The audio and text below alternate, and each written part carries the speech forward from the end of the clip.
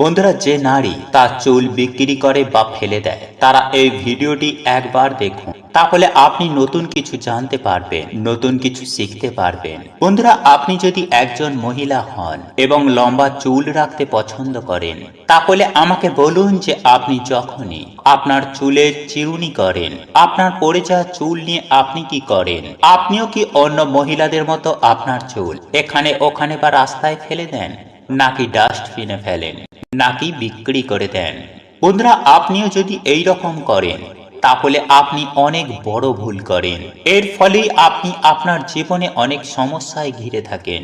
বন্ধুরা, আপনি কি সবসময় শারীরিকভাবে অসুস্থ থাকেন? কেউ কি আপনার ওপরে তন্ত্রবিদ্যা করে আপনাকে তাদের নিয়ন্ত্রণে রেখেছে, নাকি নেতিবাচক শক্তির কারণে সব সময় রেগে থাকেন এবং বিরক্ত হন, নাকি নানান ধরনের আর্থিক ও মানসিক সমস্যায় ভুগছেন? কারণ আমাদের বাগেশ্বর ধাম সরকার পণ্ডিত ধীরেন্দ্র কৃষ্ণ শাস্ত্রীজি বলেছেন যে মহিলারা তাদের পড়ে যাওয়া চুল কি করতে হবে তারা জানে না। ওই ধরনের মহিলারা জীবনে অনেক অনেক সমস্যায় বিপদে আপদে পড়েন এবং নেতিবাচক শক্তির প্রভাব সব সময় ওই ধরনের মহিলাদের ওপরে আধিপত্য বিস্তার করে। তাহলে এখন প্রশ্ন হলো, পড়ে যাওয়া চুল কি করা উচিত, এবং সেই চুল এখানে সেখানে ফেললে আমরা কি সমস্যার সম্মুখীন হতে পারি? বন্ধুরা, এই সবের উত্তর জানতে ভিডিওটি শেষ পর্যন্ত দেখুন। তবে আপনি যদি আমাদের এই চ্যানেলে নতুন হয়ে থাকেন তাহলে চ্যানেলটি সাবস্ক্রাইব করতে ভুলবেন না, যাতেই শ্রী বাগেশ্বর বালাজির আশীর্বাদ সবসময় সদা সর্বদাই আপনার সাথে থাকে। চলুন এইবার মূল আলোচনায় প্রবেশ করা যাক। তবে মূল আলোচনায় প্রবেশ করার আগে জয় শ্রীকৃষ্ণ, রাধে রাধে লিখে কমেন্ট অবশ্যই করবেন। বন্ধুরা, আপনারা কি জানেন যে কন্যা সন্তান কাদের বাড়িতে জন্ম নেন? মানে কোন বাড়ি চয়ন করেন ভগবান কন্যা সন্তানের জন্য? এছাড়াও বন্ধুরা, আপনার যদি অল্পতেই চোখে জল চলে আসে, বা অল্পতেই আপনি যদি রেগে যান, বা কেউ রেগে গেলে পুরো বাড়ি চিৎকার করে মাত করে তোলে, বা এমন কোনো মানুষজনকে আপনি জানেন যে অল্পতেই কেঁদে ফেলে, তাহলে আজকের এই ভিডিওটি আপনি পুরো অবশ্যই দেখুন। কারণ বন্ধুরা, আজকের এই ভিডিওটির মাধ্যমে এমন বিশেষ কিছু গুরুত্বপূর্ণ বিষয় নিয়ে আলোচনা করব যা পুরুষ ও নারী উভয়েরই জানা উচিত। বন্ধুরা, এই সৃষ্টির নির্মাণ ভগবান একদিনেই করেছিলেন, কিন্তু নারী নির্মাণ করতে ব্রহ্মাজির 7 দিনেরও বেশি সময় লাগে। তাই নারীর সৃষ্টি কিভাবে হলো, কেন নারীর সৃষ্টি করার সময় ব্রহ্মাজি ঘাবড়ে যায়, এমন কি হয়েছিল নারীর সৃষ্টির সময়, আজকের এই ভিডিওটিতে বন্ধুরা আমরা বিস্তারিতভাবে জানব। তাই ভিডিওটা বন্ধুরা অবশ্যই অবশ্যই পুরো দেখুন, এবং ভিডিওটি ভালো লাগলে ভিডিওটিতে একটি লাইক দিয়ে বন্ধু বান্ধব আত্মীয় পরিজনের সাথে শেয়ার অবশ্যই করবেন। এবং পরিশেষে আপনি যদি আমাদের এই চ্যানেলে নতুন হয়ে থাকেন তাহলে চ্যানেলটি সাবস্ক্রাইব করে পাশে থাকা নোটিফিকেশন বেল আইকনটি ক্লিক করবেন। চলুন এইবার মূল আলোচনায় প্রবেশ করা যাক। তবেই মূল আলোচনায় প্রবেশ করার আগে জয় শ্রীকৃষ্ণ, রাধে রাধে লিখে কমেন্ট অবশ্যই করবেন। বন্ধুরা, আমরা আপনারা প্রত্যেকেই জানি যে নারীদের বোঝা আমাদের কম্য নয়, কারণ যাকে ভগবানই বুঝতে পারেন না তো আমরা তো কোথাকার কে। যদি নারী নিজের জেদে আটকে যায় তাহলে সারা দুনিয়া একদিকে আর নারী একদিকে। তাই নারী নির্মাণ করতে ব্রহ্মাজির 7 দিনেরও বেশি সময় লাগে, কিন্তু তাও তার রচনা সম্পূর্ণ হয়নি। তখন ধৈর্য হারিয়ে দেবদূতেরা বলেন যে হে ভগবান, যে আপনি অনন্ত ব্রহ্মাণ্ডের রচনা মাত্র কিছুক্ষণেই করেছিলেন, কিন্তু আপনি নারী রচনা করতে আপনি এত সময় কেন লাগাচ্ছেন? তখন ব্রহ্মাজি বলেন, বৎস, এটি আমার এখনো পর্যন্ত সব থেকে গুরুত্বপূর্ণ ও চমৎকারী রচনা। এর জন্যই আমার এই রচনা করতে এত সময় লেগেছে। এই রচনা আমার এতটাই অদ্ভুত যে খারাপ থেকে খারাপ সময়েও নারীরা সবাইকে খুশি রাখতে পারে। সে পরিবারকে খারাপ সময়ে শক্তি প্রদান করে। সে একসাথে অনেক ধরনের কার্য একাই করতে পারে। ক্লান্ত হয়ে যাবার পরেও সে পরিবারের সমস্ত দায় দায়িত্ব, সন্তানের দেখাশোনা, স্বামীর খেয়াল, মাতা পিতার সেবা সব কিছুই পালন করেন। আর আমাদের প্রত্যেকের মা এর উদাহরণ। অসুস্থ হয়ে গেলেও কখনো নিজের কথা ভাবে না। সেই করুণাময়ী মা যখন সন্তানের কোনো বিপদ দেখে, সে চণ্ডী রূপ দুর্গা রূপ ধারণ করে, তখন সে কাউকেই আর ভয় পায় না। এই কথা শুনে দেবতারা অবাক হয়ে যায় আর ব্রহ্মাজিকে জিজ্ঞাসা করেন, হে প্রভু, এত কাজ কি নারীরা মাত্র 2 হাতেই করবে? তখন ব্রহ্মাজি বলেন, হে বৎস, এটা ভুলো না যে নারী আমার সব থেকে গুরুত্বপূর্ণ রচনা, তার কাছে কোনো কাজই অসম্ভব নয়। তখন দেবতারা বলেন, প্রভু, নারীর চোখ দিয়ে জল পড়ছে কেন? তখন ব্রহ্মাজি বলেন যে এটা হচ্ছে নারীর সব থেকে বড় শক্তি, যা দিয়ে নারীরা সব জয় করতে পারবে। নারীর এই অশ্রু প্রেম ও করুণার প্রতীক। তখন দেবতারা বলেন, কি অদ্ভুত রচনা প্রভু আপনার, এর মধ্যেই কোনো কিছুরই কমতি নেই। তখন ব্রহ্মাজি বলেন, না বৎস, এর মধ্যে একটি কমতি রয়েছে, আর তা হলো যে নারীরা কখনো নিজেদের গুরুত্ব বুঝবে না। সে অন্যের মতন হওয়ার চেষ্টা করবে, আর তাই তার দুঃখের কারণ হবে। বন্ধুরা, হিন্দু ধর্মে নারীকে দেবীর অংশ বলেই মনে করা হয়। একজন নারী বাড়ির অন্নপূর্ণা ও সাক্ষাৎ মা লক্ষ্মীর অংশ হয়। নারী ছাড়া কোনো বাড়ি সম্পূর্ণ হয় না। এই সৃষ্টি চালিয়ে রাখতে নারী বড় ভূমিকা পালন করে। তাই বন্ধুরা, আমাদের জানা দরকার যে নারীর কোন অঙ্গটি ভুলেও কখনো স্পর্শ করতে নেই, নইলে আপনি বরবাদও হতে পারেন। হ্যাঁ বন্ধুরা, আপনারা নিশ্চয়ই অবাক হচ্ছেন, কিন্তু এটাই সত্য। বন্ধুরা, সমুদ্র শাস্ত্র অনুসার নারীদের এই অঙ্গটি ছুঁলে সেই ব্যক্তি বরবাদ হয়ে যায়। কিন্তু কেন, কি রয়েছে এমন এই অঙ্গে? শুনলে আপনারাও চমকে উঠবেন। তাই বন্ধুরা, ভিডিওটি অবশ্যই পুরো দেখুন। বন্ধুরা, আমাদের হিন্দু ধর্মে অনুসার যে বাড়িতেই নারীকে সম্মান করা হয়, সেই বাড়িতেই সদা সর্বদাই মা লক্ষ্মীর বাস হয়। ফলে এমন বাড়িতে কখনো আর্থিক অভাব অনটন আসে না। কিন্তু যে বাড়িতে একজন নারী বিনা কারণে চোখের জল ফেলে, সেই বাড়িতে কখনো মা লক্ষ্মীর বাস হয় না। ফলে আজ নয়তো কাল সেই বাড়িতে দুঃখ, কষ্ট, জ্বালা যন্ত্রণা, অর্থের অভাব লাগবেই লাগবে। কিন্তু এটাও সত্য বন্ধুরা, যে সব মহিলারাও গুণবান ও ভাগ্যবতী হয় না। যেমন এই সৃষ্টিতে পজিটিভ নেগেটিভ দুটোই রয়েছে, ঠিক তেমনই সৃষ্টিতে ভালো মন্দ, নারী পুরুষ উভয়ই রয়েছে। তাই যদি কোনো নারী বিনা কারণে কাউকে কাঁদায়, তাহলে তাকেও কিন্তু এর ফল ভোগ করতে হবে। তাই বন্ধুরা, চলুন এইবার আমরা জেনে নিই যে সমুদ্র শাস্ত্র অনুসার সৌভাগ্যবতী নারী কারা, আর কেন আমাদের নারীর এই অঙ্গ ছুঁতে নেই। বন্ধুরা, যে নারী সবার সাথে ভালো ব্যবহার করে, ঈশ্বরের পুজো আরাধনা করে, নিজের কর্তব্য ঠিকমতো পালন করে, জীবনে যত বড় সমস্যা বাধা বিপত্তি আসুক না কেন, নিজের ধৈর্য কখনোই হারায় না, এমন নারীকেই বন্ধুরা সৌভাগ্যবান স্ত্রী বলা হয়। সাথে সাথে বড়দের সেবা করা, ছোটদের প্রেম করা, সর্বদাই দান পূর্ণ করা, ভুল হলেই সহজেই ক্ষমা করে দেওয়া, বুদ্ধিমান ও করুণাবান স্ত্রীকে গুণবান স্ত্রী বলা হয়। কারণ এমন স্ত্রীর মধ্যেই মা লক্ষ্মীর গুণ রয়েছে। ফলে এমন নারীর চারপাশে দেবদূতেরা ঘুরে বেড়ায়। সেই নারী যা জিনিসে হাত দেবে, তাতেই সে সফলতা প্রাপ্ত করবে। তাই এমন নারীকে বন্ধুরা ভুল করেও কখনো কষ্ট দেবেন না। যাই হোক বন্ধুরা, চলুন এইবার আমরা জেনে নিই যে সমুদ্র শাস্ত্র অনুসার নারীদের কোন অঙ্গ ভুল করেও ছুঁতে নেই। বন্ধুরা, আপনারা প্রত্যেকেই জানি যে ভগবান বিষ্ণুর নাভি থেকে ব্রহ্মাজির উৎপত্তি হয়। এছাড়াও প্রত্যেক মানুষের নাভিতে রয়েছে কুণ্ডলিনী শক্তি, যাকে আদি শক্তি বলা হয়।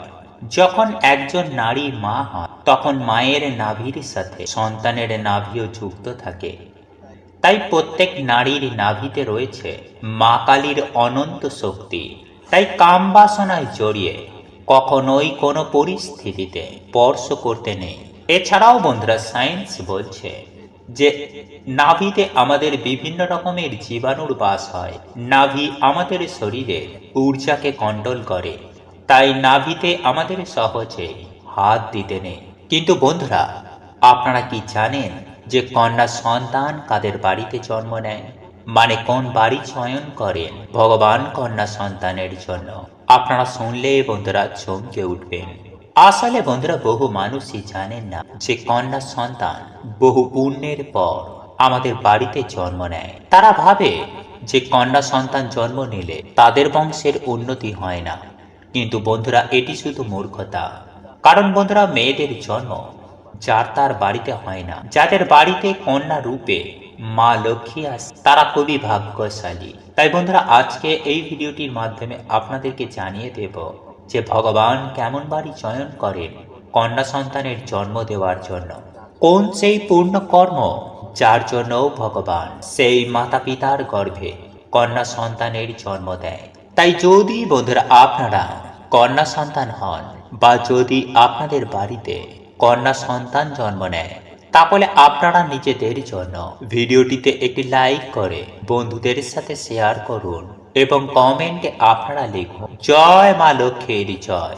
বন্ধুরা একবার পরমেশ্বর ভগবান শ্রীকৃষ্ণের কাছে অর্জুন বলেন যে হে মাধব, মানুষের কোন কর্মের ফলে একটি বাড়িতেই কন্যা সন্তানের জন্ম হয়, মানে কেমন বাড়িতে কন্যা সন্তান জন্ম নেয়? তখন ভগবান বলেন, হে পার্থ, প্রচুর সৌভাগ্য প্রাপ্তি করলে, পূর্ব জন্মে কোনো মহান কার্য করলে তবেই সেই বাড়িতে কন্যা সন্তানের জন্ম হয়, তবেই সেই মাতা পিতা কন্যা সন্তান হওয়ার সৌভাগ্য প্রাপ্তি করে। কারণ সবাই কন্যা সন্তানের ভার বহন করতে পারে না, কারণ একমাত্র কন্যাই যে নিজের সর্বস্ব অন্যের জন্য উজাড় করে দেয়।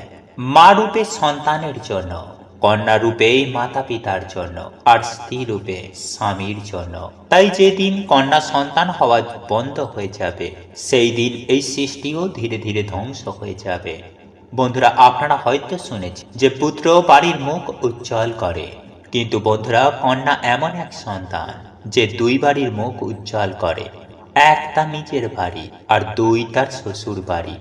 তাই যখন ব্রহ্মাজি নারী রচনা করেন তখন ব্রহ্মাজি অবাক হয়ে যান, কারণ সৃষ্টির মধ্যে সব থেকে সুন্দর ও জটিল রচনা হচ্ছে এই নারীর রচনা। তাই ব্রহ্মাজি নারদজিকে বলছেন যে নারী আমার সব থেকে গুরুত্বপূর্ণ রচনা।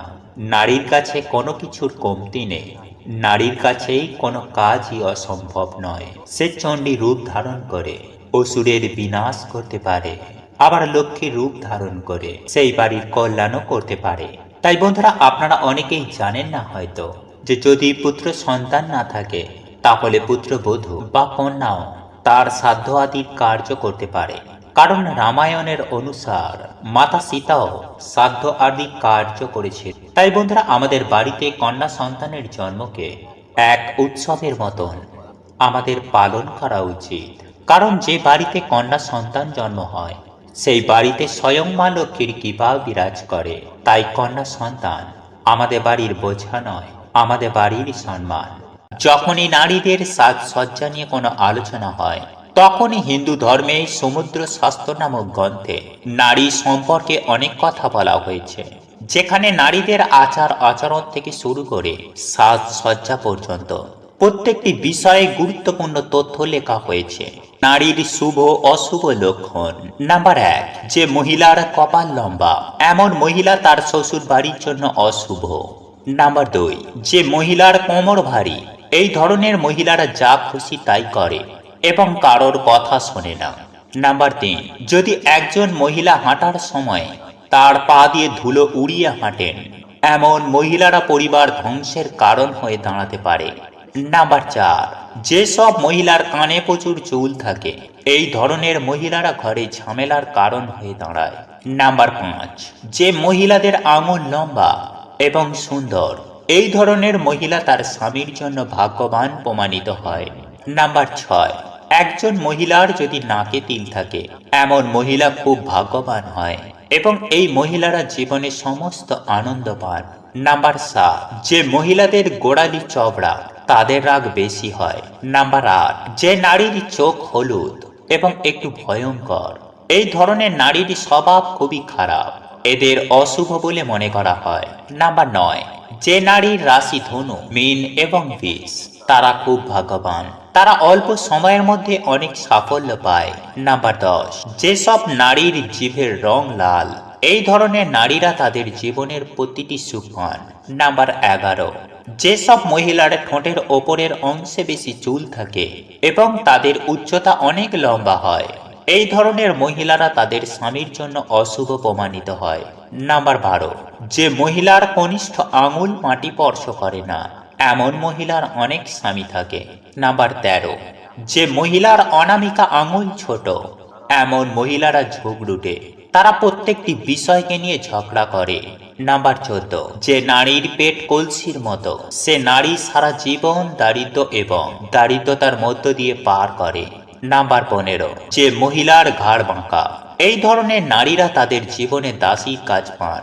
বন্ধুরা, এছাড়াও সমুদ্র শাস্ত্রে কথিত আছে যে নারীকে দেবী লক্ষ্মী এবং নারীর চুল দেবী লক্ষ্মীর প্রতীকও মনে করা হয়। চুল শুধুমাত্র যে নারীর সৌন্দর্য বৃদ্ধি করে তা নয়, বরং যেসব মহিলার চুল লম্বা হয় তারা দেবী লক্ষ্মীর বিশেষ আশীর্বাদও পান। আর এই ধরনের নারীরা তাদের জীবন নানানভাবে উন্নতি করতে পারে। কিন্তু গুরুজি আরো বলেন যে মহিলারা প্রায়শই তাদের চুল নিয়ে এই ধরনের অনেক ভুল করে, যার পরিণতি তাদেরকেই ভোগ করতে হয়। কারণ মহিলারা প্রায়শই এটি জানেন না কোন দিন তাদের চুল ধোয়া উচিত, এবং মহিলারা এটিও ভুলে যান যে কবে তাদের মাথার চুল কাটা উচিত নয়।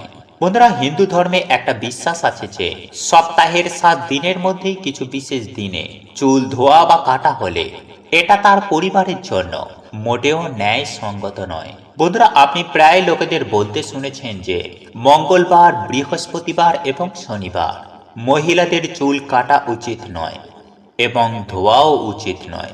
এছাড়াও অনেকেই নারীদের সোমবারেও চুল ধুতে বারণ করেন। এছাড়াও মাসে কিছু বিশেষ দিন উল্লেখ করা হয়েছে, যেমন অমাবস্যা, পূর্ণিমা এবং একাদশী। এই দিনগুলিতে মহিলাদের চুল ধোয়া বা কাটা একেবারে নিষিদ্ধ। কারণ জ্যোতিষশাস্ত্র বলে যে এই দিনগুলিতে চাঁদ উচ্চ বা নিম্ন অবস্থানে থাকে, যার কারণে এটি আমাদের মন এবং মস্তিষ্কে প্রভাবিত করতে পারে। এতেই শুধুমাত্র তাদের স্বাস্থ্যের ওপরে নয়, তাদের আচরণের ওপরেও এর প্রভাব দেখা যেতে পারে। এছাড়াও আপনি আপনার কাটা চুল এখানে সেখানে ফেলে দেবেন না, সেগুলো কারোর পায়ের তলায় যেন না আসে। এর পাশাপাশি নারীরা যখন তাদের দৈনন্দিন জীবনে প্রতিদিন চুল আঁচড়ান, তখন তাদের অনেক চুলও পড়ে যায় এবং প্রায়শই মহিলারা সেই চুলগুলি আবর্জনার মধ্যেই বা রাস্তায় ফেলে দেন, কেউ কেউ বিক্রিও করে দেন।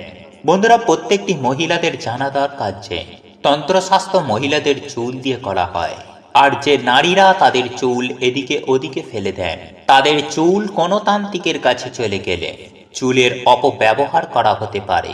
যে কোনো অশুভ শক্তি বা অশুভ আত্মা চুলের মাধ্যমে আপনার ওপর আধিপত্য বিস্তার করতে পারে। অনেক তান্ত্রিক লোকেরা চুল ব্যবহার করে মহিলাদের ওপর বশীকরণ করে। তন্ত্র শাস্ত্রেও ক্ষমতা সিদ্ধ করার জন্য নারীর চুল ব্যবহার করা হয়। তাই বাগেশ্বর ধাম সরকার পণ্ডিত ধীরেন্দ্র কৃষ্ণ শাস্ত্রীজি বলছেন, আপনি যদি আপনার চুল কাটান বা আঁচড়ানোর সময় যে চুল উঠে যায়, এই চুলগুলো সংগ্রহ করে কোথাও মাটিতে পুঁতে ফেলার চেষ্টা করা উচিত। আর যদি সেটা করতে না পারেন, তবে যখনই আপনি আপনার চুলগুলি আবর্জনার মধ্যে ফেলে দেবেন বা এখানে সেখানে ফেলবেন বা বিক্রি করবেন, তখনই সেগুলোকে একত্রিত করে তাতে থুতু ফেলে দিন। এটি করলে কোনো তান্ত্রিক বা অশুভ শক্তি আপনার চুল ব্যবহার করতে পারবে না। বন্ধুরা, আশা করি আপনি অবশ্যই আপনার জীবনে গুরুজির বলা জিনিসগুলি গ্রহণ করবেন এবং পরের বার আপনি অবশ্যই আপনার চুল এখানে সেখানে ফেলে দেওয়ার আগে 2 বার ভাববেন যা গুরুজি বলেছেন। ভিডিওটি ভালো লাগলে চ্যানেলটি সাবস্ক্রাইব করুন এবং ভিডিওটি লাইক করে কমেন্টে লিখুন জয় শ্রীরাম, জয় সীতারাম, জয় জয় হনুমান, জয় বাগেশ্বর ধাম সরকার।